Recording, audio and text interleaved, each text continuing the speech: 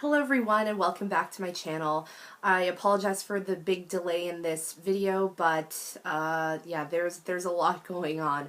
I actually filmed this video and then as I was trying to upload it, I realized I was uploading the wrong version, aka the unedited one.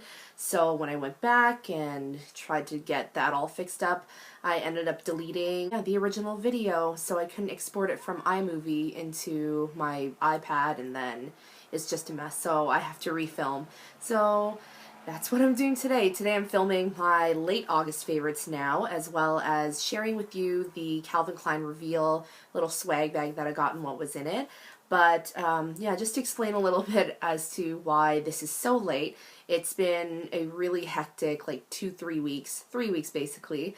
If you watched my Calvin Klein vlog, you'll know that I mentioned something that was really exciting that had happened that day. And if you watched my perfect palette tag, then you'll know that I mentioned that after my first full year of a certain event, I would be going to England, and that's basically it. I'm starting to save to go to England because that special event has happened. If you have no idea what I'm talking about, I will link both videos down below, just because I don't really know how to do the whole I'm gonna post it right here thing and have the little box show up. Either way. So let's get started.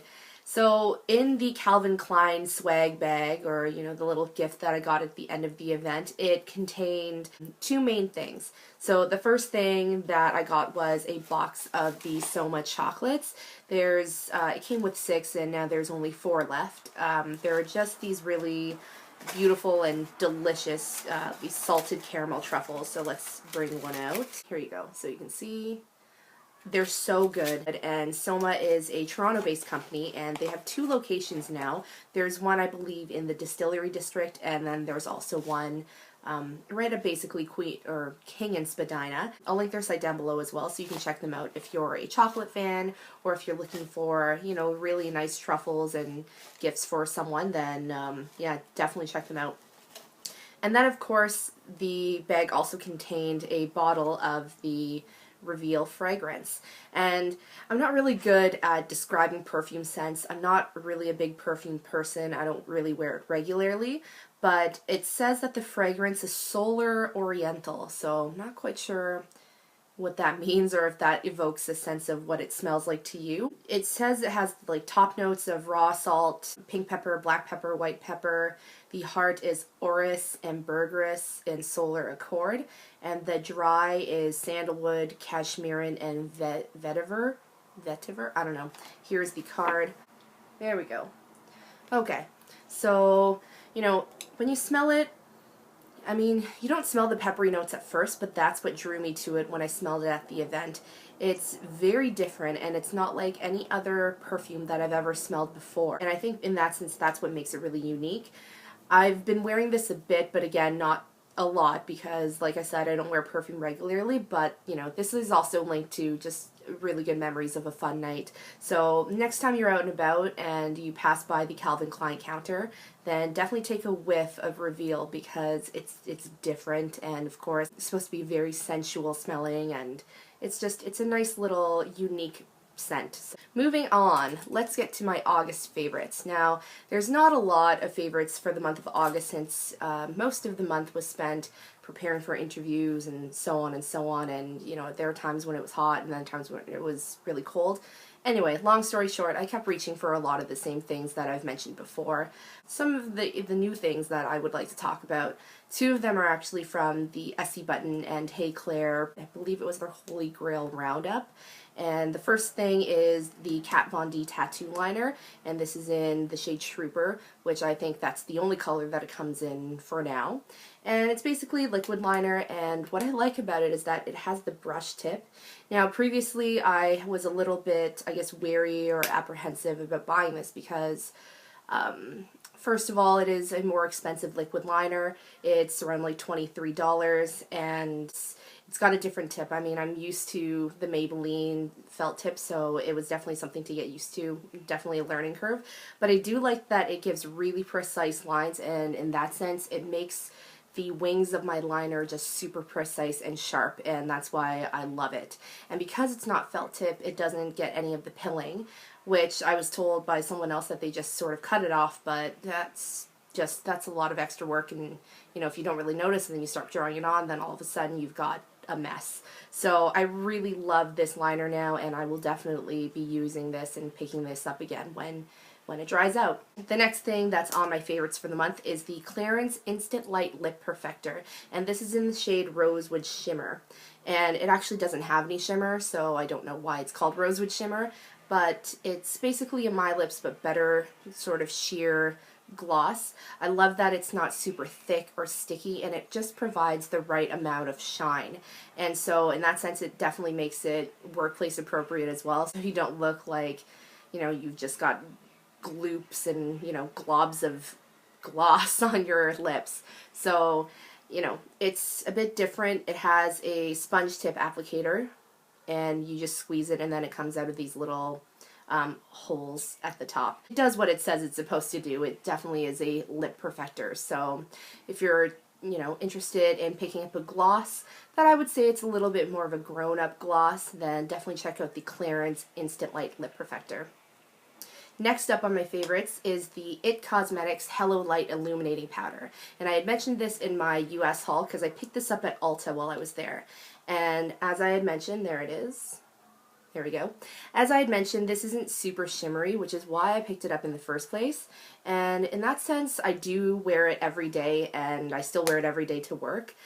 Even though I'm not teaching something that is very conducive to doing a lot of makeup, I still, you know, I still want to look alive and a little bit glowy. And it does exactly that. I picked this up at Ulta. I think I already said that, so if you can get it and you're looking for a little bit of more of a subtle highlight but still, you know, apparent enough that it's not like you're not wearing anything at all, then give this one a try. Finally, for my August favorites is the Laura Geller Sugar-Free Blush-n-Brighten in Boysenberry, and this is a baked blush formula. Now I got this at Winners here in Canada, which is basically TJ Maxx and so on and so on. I checked the Ulta site and you can actually still buy this in the stores. And so this is in the color Boysenberry. And I really like it because, you know, when I swatch it, it seems like your typical peachy pink kind of color.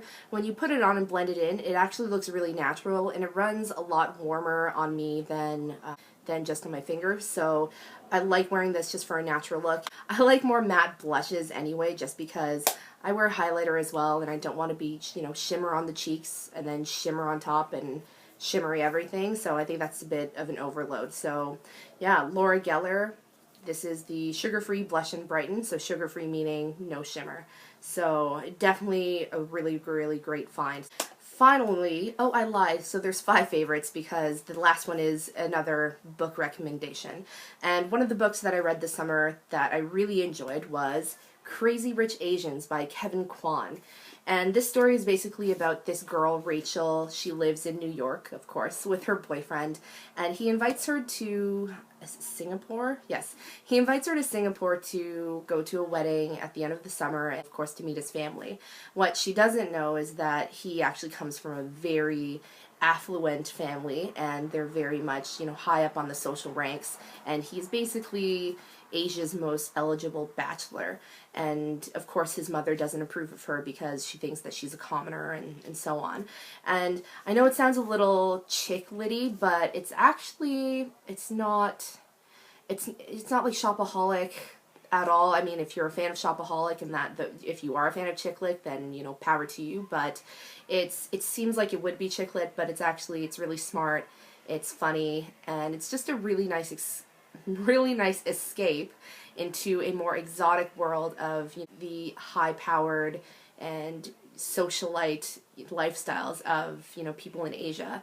And apparently they're actually going to be making this into a movie. I don't know when, and I only heard that they're starting to think about it, or it's already been picked up by a studio. But that's pretty exciting because generally in Western pop culture, we don't see a lot of Asian-centered movies or TV shows even. And in that sense, we don't really see a lot of Asian characters or, you know, more complex or I don't know, just interesting Asian characters. I mean, usually I've found in movies or shows, always the Asian friend who's, you know, kind of quirky, or she's hypersexual or something, or it's the hyper techie Asian guy. So it's just, it deals with a lot of, or it deals a lot with stereotypes, whereas this provides a whole new story and a whole different side of things, and I can't wait to see if and when this actually hits the big screen, because I'll definitely check it out. And apparently Kevin Kwan is also writing a sequel, so I will definitely be picking that up when it comes out.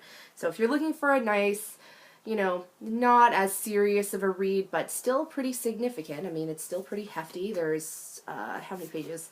527 pages. If you're looking for just a fun story, then definitely give this a go. That's it for this video. I hope you enjoyed it. I mean, now that the school year has started, I'm not going to have that much time to film, just because during the week I'm working, and by the time I get home it's dark, so I can no longer really film because I'm using natural light.